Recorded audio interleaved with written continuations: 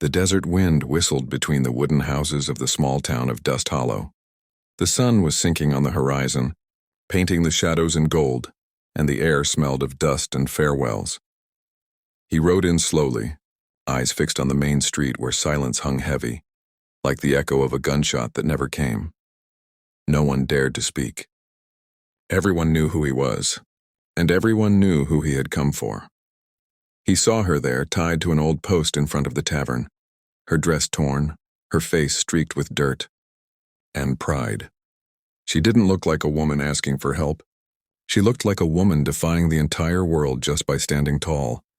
He dismounted. His hand brushed the rifle's grip, not as a threat, just by habit. He walked toward her slowly, as if each step might crack the earth beneath him. When he stood before her, she lifted her face, and her lips trembled just slightly. "You shouldn't have come," she whispered. "You'll regret choosing me." He looked at her, and for a heartbeat, the whole desert seemed to stop. "I already regret it," he said with a tired smile. "I regret waiting this long." A murmur rippled through the street. Some crossed themselves. Others stepped back. Everyone knew those words had just sealed their fate. She was Clara, a woman branded by rumor, accused of treason when all she had done was try to save lives. He was Ethan Callahan, the loneliest rancher in the county, a man who had lost everything except his faith in her. A week earlier, war between settlers and bandits had torn the town apart. Clara, half native and half white, had been accused of giving information to the outlaws. No one wanted to hear her side of the story. No one, except Ethan, who had known her since childhood. "I saw her hide the children when the bandits attacked," he had told the council. "Don't condemn her for what you don't understand." But desert justice moved faster than the truth. They tied her to the post, waiting for someone to claim her life, or let her die forgotten, and he came for her. The sheriff stepped out of his office, hands on his belt buckle. "Ethan, don't do this. If you untie her, you'll be an enemy of the town." "Then I guess I don't have a town anymore," he said, without looking back.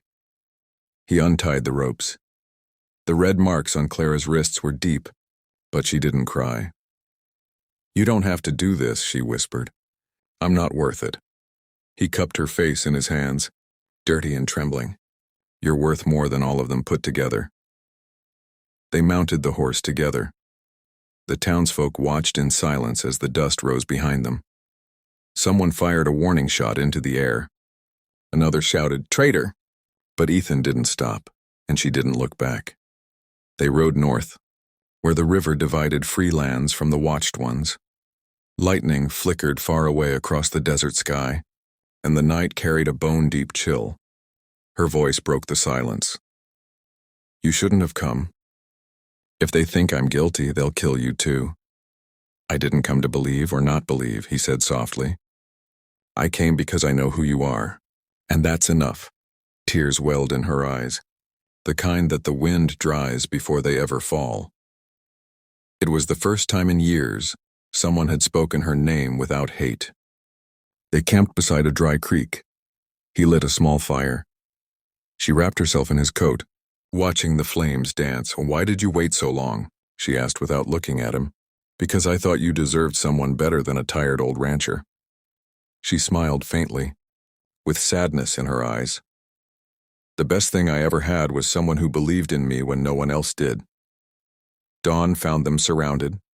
The sheriff's men had followed, and among them rode a bounty hunter, a man without soul or mercy. "Hand the girl over, Callahan. She's not worth dying for." Ethan raised his rifle. "I didn't come to die. I came to finish what I should have started long ago." Clara touched his arm gently. "Don't shoot. I don't want more blood because of me." He looked at her, and for a moment he saw the little girl she once was, laughing in the fields before the world turned cruel. He lowered the rifle. "All right, but if they take you, they take me too." The bounty hunter sneered.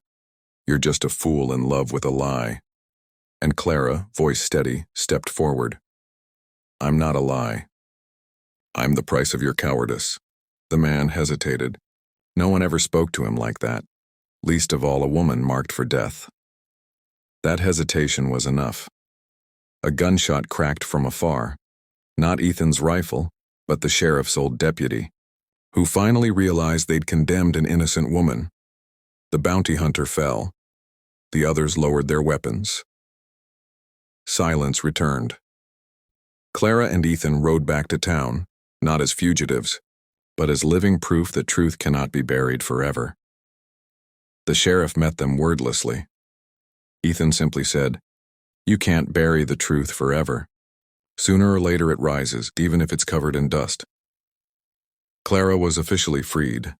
The town, ashamed, tried to forget, but she refused to stay. "I'm not looking for forgiveness," she said. "I just want to live without having to prove I deserve to." Ethan rode with her to the edge of the prairie. The wind blew gently, carrying the scent of rain. She turned one last time. "You don't have to follow me." "I know," he said softly, "but I want to. And if one day you regret it," he smiled, calm and certain, "I already regret it. I regret waiting this long." She laughed through her tears. And under that golden sky that seemed to bless them, they rode north, toward an uncertain but free future. Years later, in the dusty towns of the West, people still told the story of a woman who healed wild horses and a rancher who never again touched a gun. They lived together on a small farm, far from noise and hate, where every sunrise was a new chance to begin again. When people asked how they survived it all, Ethan would say, "Sometimes love doesn't come to save you. It comes to remind you who you were before the world made you forget." And so, in a forgotten corner of the West between dust and wind, a story of pain became a legend of hope, a story that taught that there's no greater redemption than believing in someone when no one else will. Because sometimes, choosing the one everyone rejects is the purest act of courage.